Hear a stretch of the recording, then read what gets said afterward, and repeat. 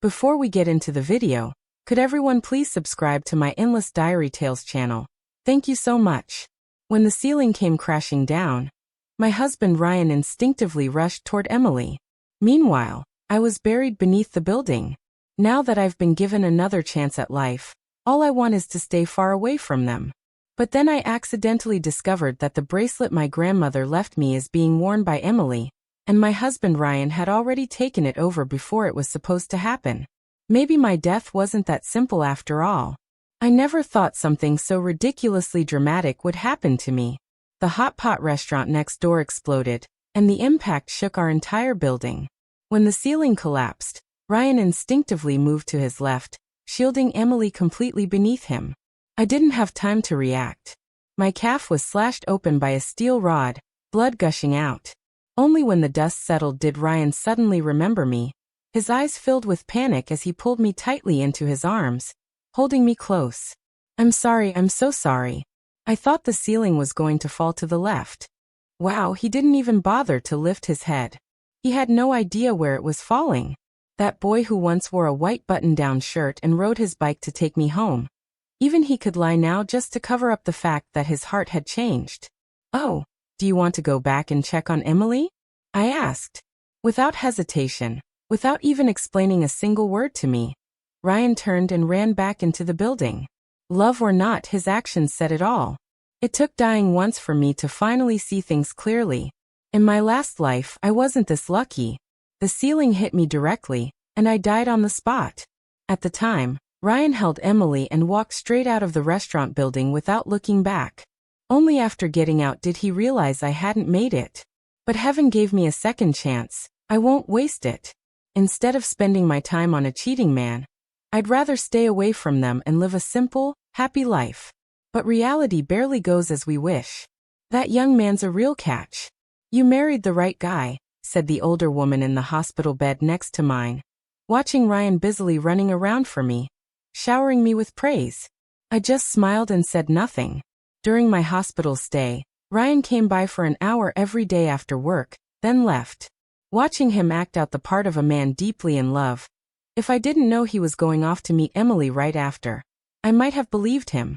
He placed a hot water bottle under my bed and carefully reminded me, if you can't reach it, just press the button and ask Nurse Lynn to help you, okay? Thanks. If he wants to put on a show, I'll play along. Anyway, even if I bring up divorce now, he wouldn't agree. He's still buried in guilt.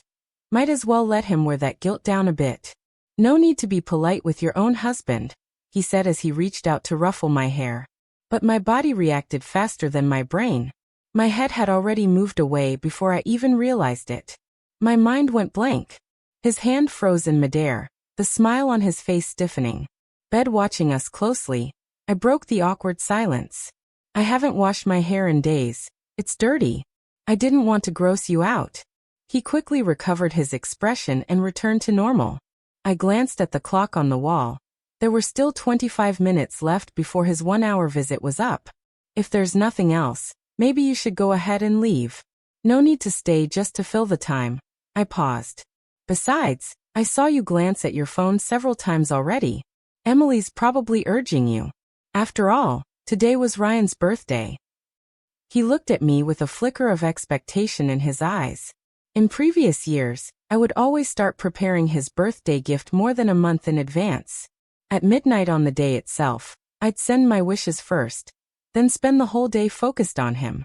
But this year, what did his birthday have to do with me? As time passed and I remained silent, the light in his eyes faded. He lowered his head in disappointment. Okay then, I'll get going. If you think of anything, just call me anytime. Bye. I didn't say goodbye, because I truly never wanted to see him again. Honestly, I was hoping Emily could be a little more assertive tonight, and just take Ryan already. That way he wouldn't have the time, the energy, or even the reason to keep showing up here every day to keep up appearances. But wow, I actually saw something like sadness and grievance in Ryan's back as he walked away. What a performance. What a waste. If he doesn't join the entertainment industry. Just as he reached the door to the hospital room, he suddenly stopped and turned back. Did you forget today is my birthday? He asked, blunt and straight to the point. Luckily, I reacted fast. I quickly put on an expression like I had just remembered. Oh, it's your birthday today? Sorry, it slipped my mind. Am I holding you up from celebrating with your friends? Go ahead. You don't have to come over if you're busy. I'm totally fine on my own. He clearly didn't expect me to say that. For a moment he looked stunned. By the time he came back to his senses, the disappointment in his eyes was impossible to hide. Yes, I was sad, I was hurt, and I felt heartbroken. But when I thought about the pain when that ceiling crashed down on me, the sharp focused agony, I realized his disappointment didn't matter at all. He gave a slight nod and forced a weak smile. Okay, I'll bring you some cake tomorrow. No need, I said. Day-old cake is like a relationship that's already expired, disgusting. What caught me off guard was that 10 minutes later, Ryan came back to the hospital room again, this time pushing a wheelchair. With a cheerful smile, he said, I just spoke to the doctor. He said it's okay for you to go out for a bit as long as there's no added strain on your leg. But I didn't want to go. I can't move around easily. I'd need help the whole time. Wouldn't I just ruin the mood if I showed up? Forget it. Still, Ryan wouldn't give up. I'm your husband. Of course, I'll take care of you. You don't need to worry. It's because you'll be taking care of me that your friend's birthday wishes. Anyone who moves is a fool. That sudden burst of laughter cut sharply through the tension, but since it came from Ethan, it made perfect sense. That guy never played by the rules. Ryan's face turned dark like the bottom of a burned pot. I couldn't help wondering if he regretted insisting I come. Eventually, everyone sat down. I had to admit Ryan's friends sure knew how to put on a show. The birthday boy, Ryan, sat at the head of the table with me on one side and Emily on the other. The whole setup looked like a formal gathering of a man with his official wife and his mistress. I wasn't hungry. I just sat there watching them eat and drink. Emily, probably still annoyed from earlier, started acting out again. She casually showed off her left wrist, almost like she wanted me to see. I squinted at it, and there it was. The jade bracelet my grandmother had left me. Emily, where did you get that bracelet? I asked. She smiled and replied sweetly, Oh, this? Ryan gave it to me. Unbelievable. I turned to Ryan. You gave her something of mine? He looked uncomfortable. Emily's health isn't great. They say jade has healing properties. That bracelet was my grandmother's. My voice went cold. My parents died when I was young. My grandmother raised me. She passed away when I was in college. I have no other family in this world. That bracelet is the only keepsake I have left of her. I never even dared to wear it myself. And yet Ryan had given it away without asking to please his mistress. And in my last life, I had died, so what did that make it? Perfectly reasonable for Emily to claim my belongings. I slammed my chopsticks on the table. Who the hell do you think you are, Ryan? What gave you the right to take my things and give them away? Did you ask me? Did I agree to that? It was the first time I'd ever yelled at him, and he was clearly stunned. Emily pouted. How can you say it's yours? You're married to Ryan. That means it's shared property. Who told you premarital assets are shared? I shot back. Try reading the marriage law sometime. My voice was sharp and unrelenting. If you have even a shred of decency, you'll give it back right now. Emily clung to Ryan's arm, whining like a child. Ryan, you said the bracelet was a gift. He patted her hand gently. I know. Don't be upset. Joanna isn't unreasonable. I'll explain everything to her. What a show, right in front of me, the so-called legal wife. They were whispering sweet nothings like I didn't exist. Joanna, why don't you let it go? You don't even like wearing jewelry, Ryan said. I actually laughed out loud, grabbed the glass of wine next to me, and splashed it right in his face. What kind of trash are you? Using my bracelet to impress another woman? Do you have no shame? Before Ryan or Emily could react, a girl from across the table huffed. It's just a bracelet. Was that really necessary? It's not just a bracelet, it's my grandmother's heirloom, I said firmly. Emily, you work with antiques. You should know how much a natural full green jade bracelet is worth. It is worth. Ryan turned to her too. I didn't know it was your grandmother's keepsake. If I had, I would have told you before giving it to Emily. Unbelievable. And then came another burst of laughter. Ethan, again truly shameless. I've seen everything now. Everyone looked over at him. But Ethan didn't even try to hide his grin. Miss Emily hasn't even told us how much that bracelet's worth, he added. If she's too shy to say, I'll do it. I just asked a friend, he said. The one on your wrist is worth at least 3 million. Everyone at the table went silent, mouths hanging open, including Ryan. Didn't you say the jade wasn't pure, and was only worth a few thousand? I asked Emily, visibly panicked, her words stumbling out. I must have been mistaken. I'm sorry, Ryan. I just started working and am still inexperienced in these things. Ryan looked a bit relieved, then turned to me. Joanna, I'm sorry. I was the one who gave her the bracelet. If you want to blame someone, blame me. I rolled my eyes at him. Of course I blame you. Joanna. Emily suddenly raised her voice to cut me off. How can you speak to Ryan like that? He was only trying to help me. I let out a hollow laugh. You've said a lot, but none of it answers the question. Can you give the bracelet back now? It was obvious he didn't want to. Joanna, I'm just now starting to recover. I really need it for a little longer. Just a short while, is that okay? No, I said firmly. Joanna, Emily is just borrowing it. She'll return it soon, Ryan added, trying to mediate. No, she won't. Ryan, who do you think you are to make decisions about my things? I turned to Emily. We're not close. You don't get to just borrow a jade bracelet worth 3 million like it's nothing. You need to check your ego. Give it back now. If you don't, I'll call the police. As I spoke, I pulled out my phone. Ryan frowned and reached for my hand. Joanna, don't talk to me like this. I know I messed up, but I really was just trying to help Emily. That's all. Yeah, that's right. There's nothing between us, Emily chimed in. Nothing between us, she kept saying like it was nothing. But really, who at this table actually believed them? I ignored them. Surprisingly, some of the others began to speak up. Emily, maybe you should just give it back. You can't just borrow something worth 3 million without asking. With everyone chiming in, Emily's expression turned sour, clearly unwilling. She slowly pulled the bracelet off her wrist. When she handed it back, I noticed how lightly she held it, like she still wasn't ready to let go. I didn't take it from her hand. Emily, I said coldly, I strongly suggest you place it directly into my hand, safe and intact. Taking something without permission is theft, and this is a felony. The bracelet is worth over 1 million. If I press charges, you're looking at 10 years minimum. She looked at me stunned. I continued, don't think I'm bluffing. When my grandmother gave it to me, we had it notarized. I have proof it's mine. If I file charges, let's see if your precious Ryan is willing to serve those 10 years. For you. Emily looked at Ryan with pleading eyes filled with sorrow and desperation. The pathetic part? Ryan didn't even respond. When things fall apart, everyone looks out for themselves. Once I had the bracelet back, I held out my hand to Ryan. Give me back my house keys. He stared at me.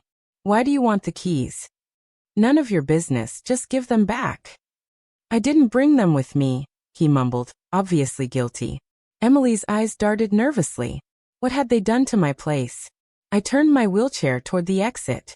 Ryan quickly followed. Joanna, are you heading back to the hospital? I'll take you. I shook off his hand. No need, I can call a cab. That's when Ethan walked up and grabbed the handles of my wheelchair. Looking back at Ryan, he said, I'll take Joanna back to the hospital. Birthday boy, you should stay here and keep Miss Emily company. Ryan's face darkened instantly. He wanted to stop Ethan, but Emily held on to his arm tightly. If he didn't pull away, she might as well have had him in chains. Ethan hummed a tune as he pushed me toward his car. I glanced back at him. You're in a good mood. He smiled.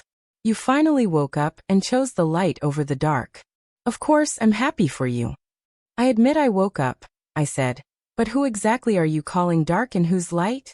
He raised an eyebrow. Ryan's obviously the dark. As for the light, well, take a guess.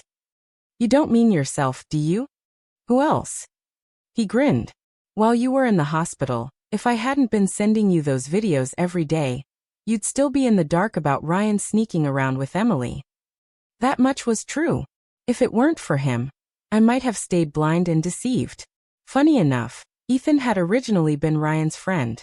At first, when Ethan posted those videos to his private social feed set to only visible to me, I thought he was just trying to provoke me on Emily's behalf. But everything he did tonight made it clear he was firmly on my side. I really appreciate you having my back, I said. But I'm not going back to the hospital. Do me a favor and take me home instead. Ethan didn't ask any questions. He simply turned the car around and headed toward my place. When we arrived at the gate, I looked up at the house number 3 times before I could be sure this was actually my home. Ryan had changed my front door. Furious, I pulled out my phone to check the surveillance footage from inside the house. Just as I expected, the cameras had been shut off. Ethan made a quick call and found a locksmith. When the locksmith arrived and took a look, he frowned. This is a top-grade security door. The lock core is also super class B, highly resistant to tampering. It'll take at least 4 hours to crack this by the book. He sounded so technical I didn't understand a word. So what does that mean? It means if you want it open quickly, we have to break the lock. If you want to preserve the door, you'll have to wait. Just then Emily showed up. When she saw us, her face was full of shock. Joanna, you didn't go back to the hospital? Things to do with you, I replied, not even glancing her way. Then I turned to the locksmith. Go ahead and smash it open. The locksmith looked stunned. This is a really good lock. It'd be such a waste to break it. It's fine, just do it. Suddenly, Emily rushed up and stood in front of the door. Why are you breaking my lock? This was imported. It cost 40 to 50,000. You want it smashed? Fine, but pay me first. I narrowed my eyes. You changed the door? She answered without blinking. Of course I did. I let out a sarcastic laugh. So you secretly changed my front door, and now you want me to pay you for it? Her gaze shifted nervously. Your old door wasn't safe at all. Every time the wind blew at night, it would rattle and scare me to death. I couldn't sleep at night. I asked coldly. That's right, she said proudly, raising her chin. Ryan told me to treat this place like it's my home. He really knew how to disgust me. I didn't bother arguing with her anymore. I turned to the locksmith. Please just break it. You're not allowed to, Emily shrieked. If you break it, I'll make you pay for it. The poor locksmith froze, not daring to move. Don't mind her, I said. Everything you see here belongs to me. You won't be liable for anything. Still hesitant, the locksmith didn't budge. So Ethan grabbed a hammer, shoved Emily aside, and went straight to work. This fancy $40,000 lock. Watch me. In just 2 swings, the whole thing was ruined, completely destroyed. Emily stood there dumbfounded, no clue what to do. As we stepped inside, she tried to follow us in, but Ethan blocked her. Miss Emily, you're not welcome here. Emily huffed, pulled out her phone, and walked to the side to make a call. I figured she was tattling to Ryan. I didn't care. I just told Ethan, close the door. Then I looked around the house and nearly jumped up from the wheelchair in fury. The living room was a mess, women's clothes strewn all over the couch. In the bedroom, my own clothes had been shoved into storage bins on the balcony of the study. Even the skincare products I kept in the bathroom were torn open, almost everything used up or tampered with. A bad feeling hit me like lightning. I wheeled back into the bedroom and opened every drawer of my vanity. Just as I feared, all my jewelry was gone. Ethan let out a low whistle. Ryan's got some seriously twisted taste. Likes a woman who steals. Call the cops. When the police came, Ryan looked terrified. The moment they verified the property deed under my name, his entire face screamed panic. Emily immediately started crying as soon as she saw the officers. She's being so aggressive. One look at me and she's already throwing attitude, and now she's calling the police, accusing me of trespassing. Ryan was the one who told me to live here, and I even paid rent. Ethan burst out laughing. Oh, so you rented Joanna's house? Now okay then, let me ask, who did you pay rent to? Joanna? Did you get any money from her? I shook my head. Of course not. I'd like to know that too, I said. Who exactly did you pay rent to? And why was my house rented out without the owner even knowing about it? Oh, and if you really are a tenant, please show me the rental contract. Emily was completely speechless. Ryan finally stepped in. I rented it to her. I figured it wasn't safe for a young woman like Emily to live alone, so I let her use one of the properties we had sitting empty. The rent came to me. I'll transfer it to you later. Then he turned to the officers and added, "It's all a misunderstanding, really." With that, he tried to walk away with Emily. "I'll take Emily to a hotel for now. We'll sort everything else out later when I get back." A bunch of empty talk, full of confidence, like I was just some gullible idiot he could keep manipulating. But not this time. I stopped them and turned to the officers. "I just checked my belongings. A lot of my jewelry is missing, my laptop's been damaged, and even the imported food I had in the fridge is gone. I estimate the total loss to be around 200,000 yuan. This counts as theft. I want to press charges." The officers hadn't even responded yet when Ryan rushed back, flustered. "That's not necessary, really. No need to go that far. Jewelry can be replaced. You don't even need that old laptop, right? I can buy you a new one." Emily, however, kept her cool. "You're saying I took all that? Do you have proof?" Clearly, she thought shutting off the cameras meant I had no evidence. She looked at me smugly, certain I had nothing on her. But I smiled too and pointed to the ceiling camera in the living room. "Did you really think I only installed one camera here? Actually, I had cameras installed in the living room, bedroom, and study. The monitoring app was originally linked to my phone. Whenever something moved in the house, all 3 cameras would bombard me with alerts. It got too noisy, so I disabled the bedroom and study feeds from my phone and kept just the living room one. The others were linked to my computer. Emily and Ryan didn't know this because the cameras in the bedroom and study were microsized, almost invisible unless you were actively searching for them. I had lived here for a while, and I didn't want him to feel uncomfortable, which is why I went with miniature models in those rooms. The laptop in the bedroom had been smashed. I guess Emily couldn't crack the password and destroyed it out of frustration. The dents on the surface were obvious. Thank God I had a lock on that machine. Otherwise, they'd have shut off the hidden cameras too. Both of their faces turned pale. Their eyes were wide, filled with disbelief. Emily was taken away by the police. Ryan tried to follow, making a show of wanting to help. "Joanna, since you're not mobile, let me follow up on this for you." If he wasn't standing so far away, I swear I'd spit in his face. Absolutely disgusting. The case was incredibly straightforward. Once I reinstalled the surveillance app, the backup footage popped up immediately. It clearly showed Emily stealing my jewelry, breaking the laptop, and causing all the other damage around the house. The evidence was irrefutable. The total damage came to 230,000 yuan. Emily had to pay for all of it. After she came out, she clung to Ryan's arm and sobbed. "What do I do, Ryan? I don't have that kind of money. If my parents find out, they'll kill me." Ryan looked awkward, trying to pull her off him, but she was latched on like a weightlifter in disguise, with no trace of the fragile girl she always pretended to be. He had no choice but to turn to me and offer an explanation. "Joanna, please don't misunderstand. There's really nothing going on between me and Emily." But when the footage had played earlier, everyone clearly saw it. The 2 of them sleeping together in my bed. And not the metaphorical kind. They were literally in bed in the most traditional sense of the word. It was the middle of the night in my bedroom, and Ryan had even said, "It's already so late. I should go now." Emily said in a soft, pitiful voice, then suddenly slipped off the pajama top she was wearing. Which, by the way, was mine. I won't even go into the eye-burning level of that image. The next thing we all heard was her kneeling in front of Ryan crying, "Ryan, do you really not like me? Not even a little."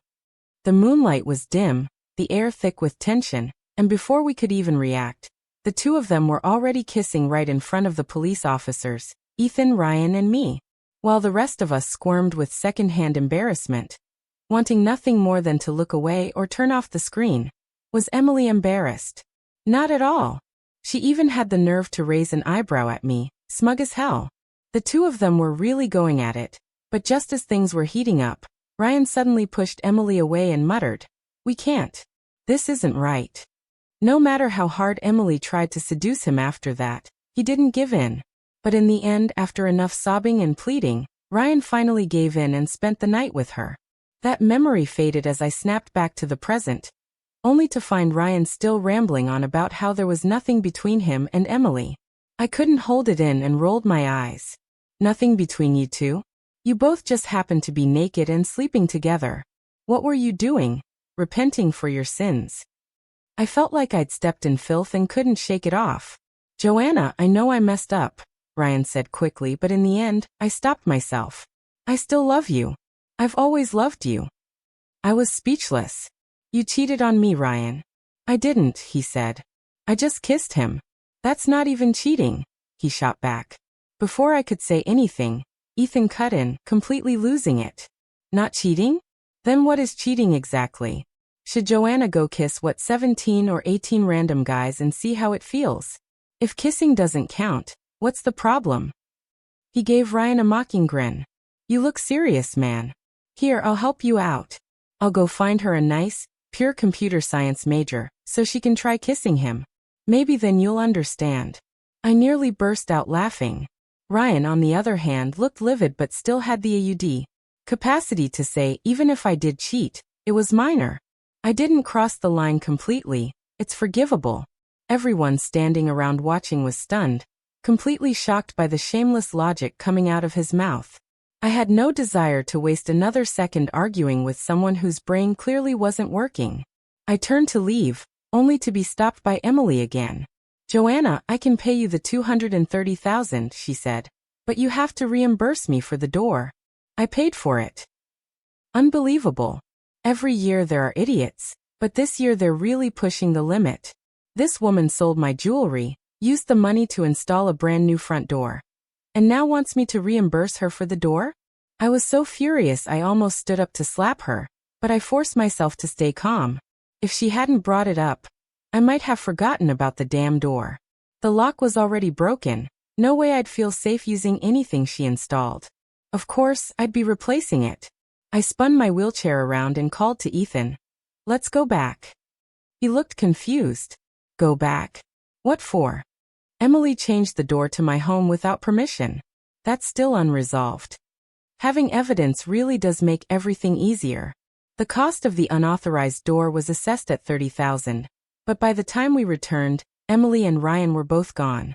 One of the older ladies who had been watching everything earlier told me that as soon as I turned toward the police station, the two of them slipped away. She seemed absolutely disgusted by them. Before I got into the car, she pulled me aside, earnestly insisting I had to get a divorce. No doubt about it. I was definitely filing for divorce. When I got back to the hospital, I hadn't even had time to deal with them again before Emily made the first move. I'd just gotten back into my hospital bed when I received a call from Ryan's mother. Her first words were a barrage of scolding. Joanna, I always thought you were a generous person. I didn't expect you to be so petty. So a few things got damaged. Do you really have to demand $230,000 from Emily? Why don't you just go out and rob someone? No parents, no upbringing. That's what she said. Ryan's mom had never liked me, whether it was before or after the wedding.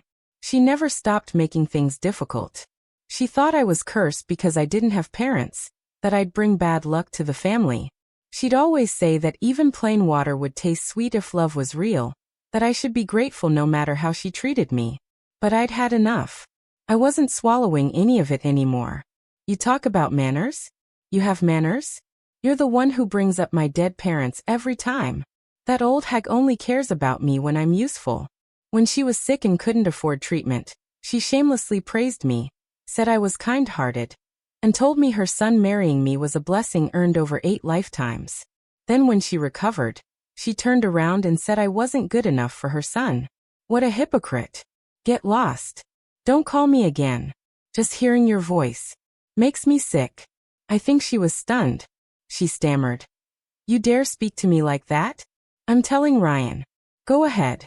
Anyone who doesn't tell him is a coward. Then I hung up. Ethan and a few other patients around me were wide-eyed. Now that's the attitude I needed to see from you, Ethan said with a grin. Even the auntie in the next bed chimed in. Was that your mother-in-law just now? Your husband seems nice enough. Didn't expect his mom to be such a piece of work. I pointed to my injured leg. I didn't want to bring it up, but when the ceiling collapsed, my dear husband was too busy protecting his mistress to care about me. That's how I ended up with a broken leg. The auntie said, "Sidemen 9 out of 10 can fake being decent." We'd only been talking for a few minutes when Ryan's call came in. I picked up and snapped, "You get lost too," and hung up right away. When he kept calling, I simply stopped answering. Who had the patience to deal with that? I opened the family group chat on Ryan's side of the family. Previously, his mom had added Emily into the group, and I'd been furious about it, but now I was grateful. Without it, I wouldn't have had the perfect place to settle everything at once. I dropped the video of Ryan kissing Emily into the group chat, along with the damage report. 230,000 yuan in losses, and an extra 30,000 for the front door. Then I added one sentence. People need shame like trees need bark. Emily, pay back what you owe. Ryan, file for divorce. After that, feel free to kiss or sleep together all you want. Just don't disgust me anymore. The group exploded. Ryan's mom used to brag to all the relatives about how capable her son was, how he made great money, how he kept his wife in line, and how all the single girls adored him. Some relatives just brushed it off, thinking she was exaggerating, but the petty ones were loving this drama. Immediately one of them sniped. Looks like Ryan's mom really did raise him right. He even managed to find himself a mistress. Another relative said, "Don't post this kind of stuff in the group. Kids could be watching." Ryan's aunt added, "Wait, this girl looks familiar. Isn't that Emily's second daughter?" Then someone else chimed in, "Girl, you're really something. Emily's mom is your best friend, and you let her daughter become your son's mistress." Ryan's cousin went, "Ryan, you're wild. When are you taking me out with you?" Even the ones trying to save face were begging me not to send more. "Don't post stuff like that. It'll influence the kids. Just one rotten apple spoils the bunch. You had a perfectly good life and still chose to cheat." Ryan's mom didn't dare say a word. She just kept spamming my phone with calls. I blocked her. Ryan called me several times too. When I didn't pick up, he started sending private messages. "Joanna, this is all a misunderstanding. How could you post that video in the group? Joanna, you cursed out my mom, and I didn't even blame you.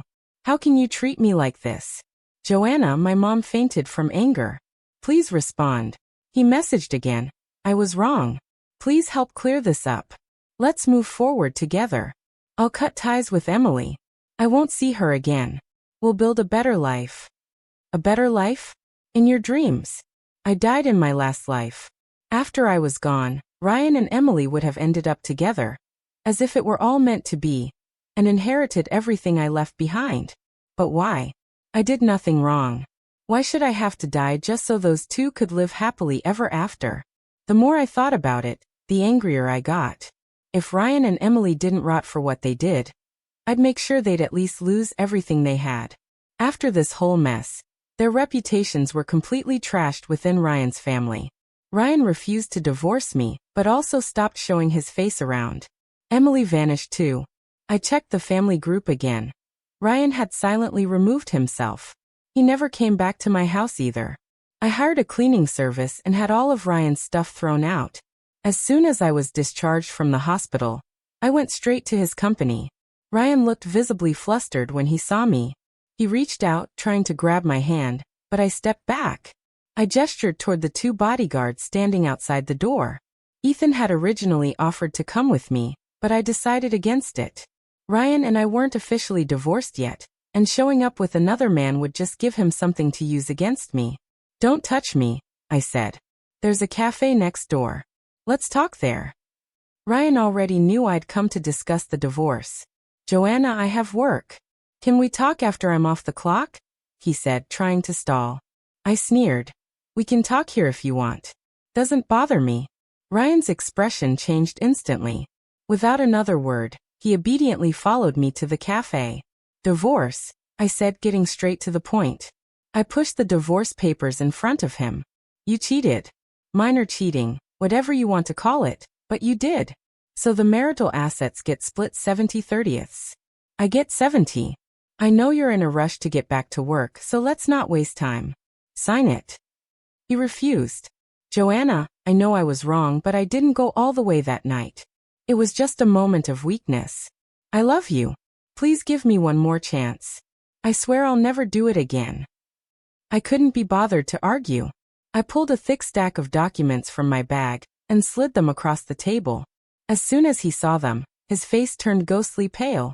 Divorce might be easy to get into, but not so easy to get out of. If one party refuses, the only option is a lawsuit. But lawsuits take forever, and I didn't have the time or energy to go down that road. So the most efficient path was to grab him by the throat with proof. Ryan's mom loved to brag, and while most of it was nonsense, one thing she said was true. Ryan had made a lot of money in recent years.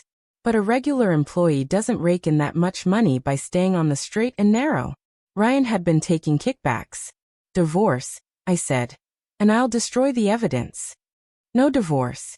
I'll send this to your boss. Ryan was shaking with rage. His teeth clenched. He gripped the documents like he was ready to punch me in the face. I glanced over at the bodyguards. He froze mid-motion, then let out a cold, bitter laugh. Fine, Joanna, you want a divorce? I'll sign. You really think you're something special. After registering the divorce at the civil office, I didn't even stop to take a breath. I headed straight to Emily's house. She still owed me 260,000 yuan, and thought she could disappear without paying. Not a chance. When I showed her parents the damage report, their eyes turned red with shame. Both of them held respectable jobs. I told them I'd already visited Ryan's company, and that the divorce had been finalized. They exchanged a glance, then one of them said, "Don't worry, we'll pay you back. Please give us your bank details." I nodded. No need for that. I'll go with you to the bank. Just as I got into the car with them, my phone rang. It was Ryan. I looked at Emily's parents. They avoided my gaze. "Joanna, aren't you taking this too far?" he said when I picked up. "What do Emily's parents have to do with this?"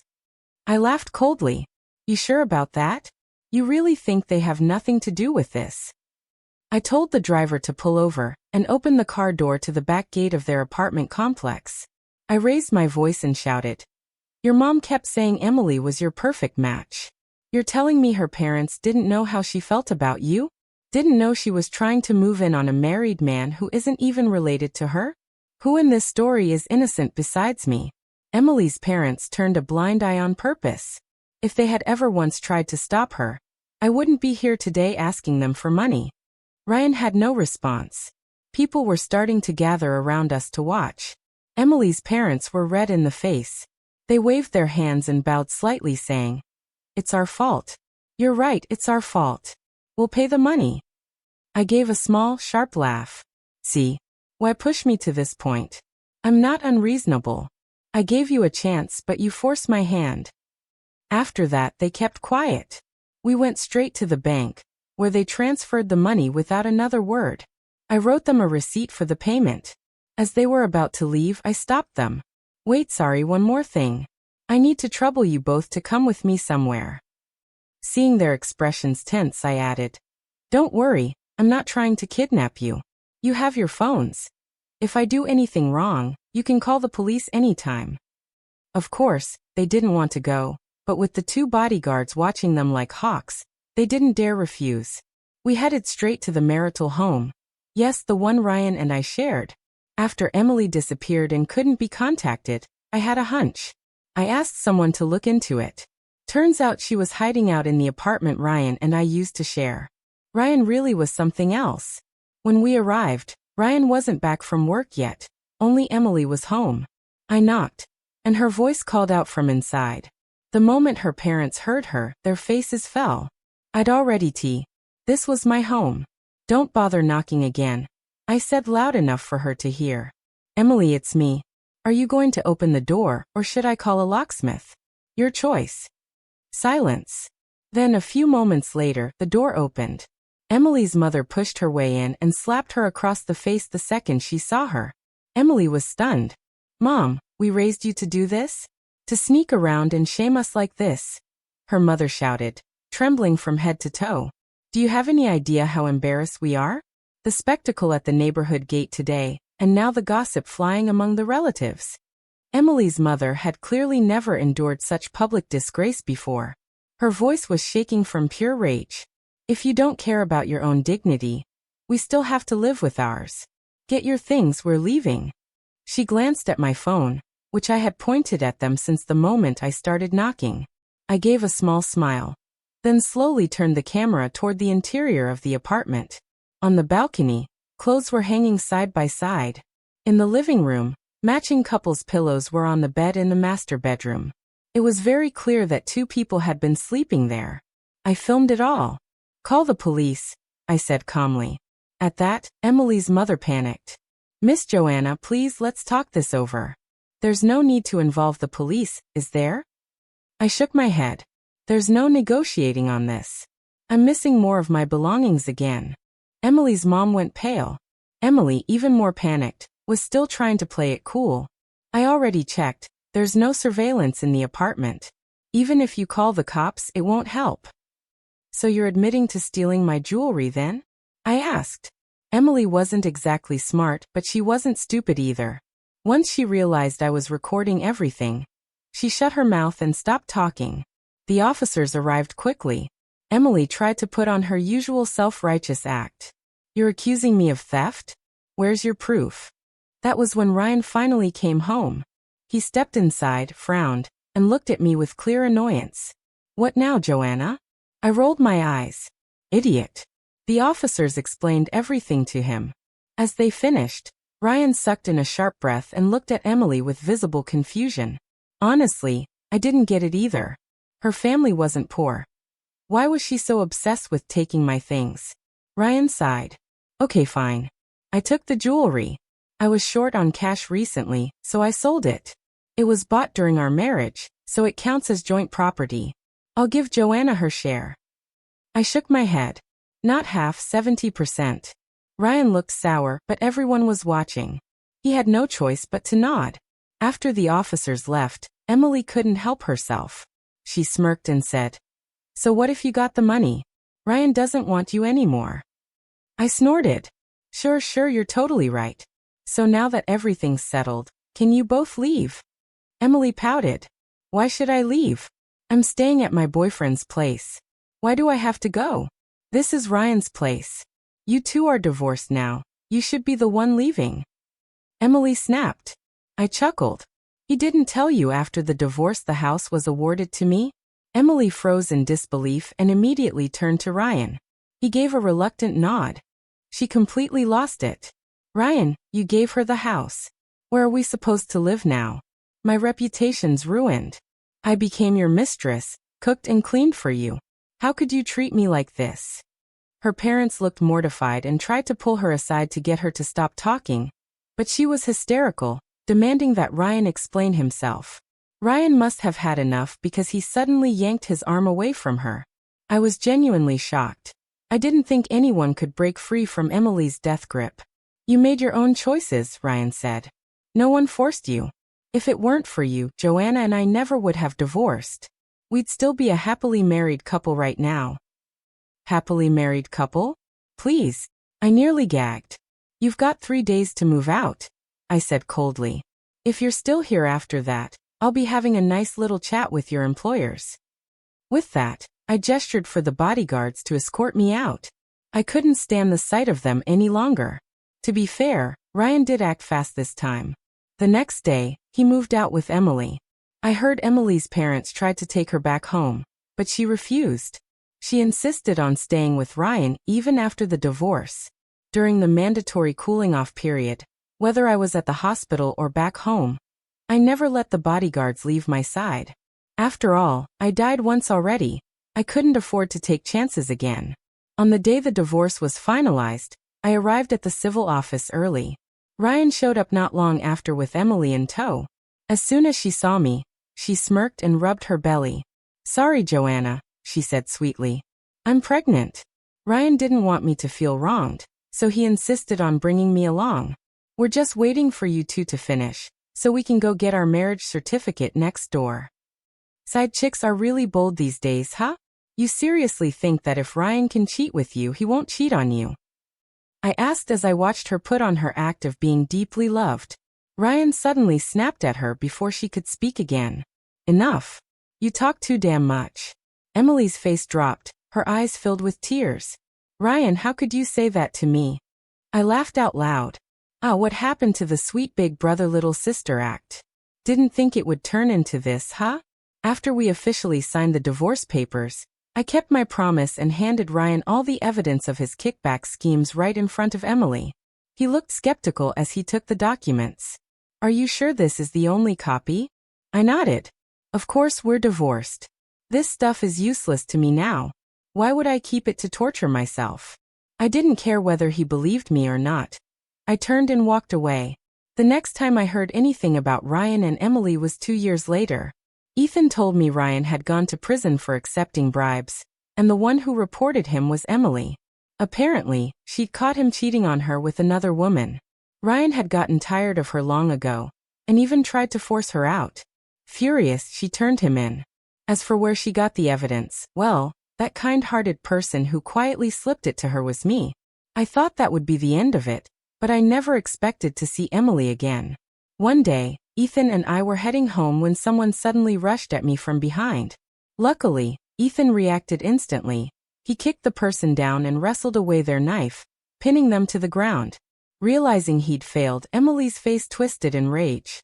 Why did it turn out like this? She shouted. You were supposed to die that day. I calculated the exact spot where the ceiling would fall. Why didn't you die? The officers nearby heard everything and immediately arrested her, reopening the investigation into the hot pot restaurant explosion. In the end, the explosion really had been an accident.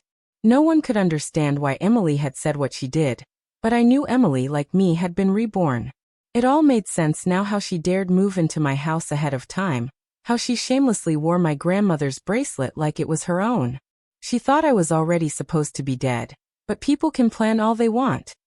Heaven always has the final say.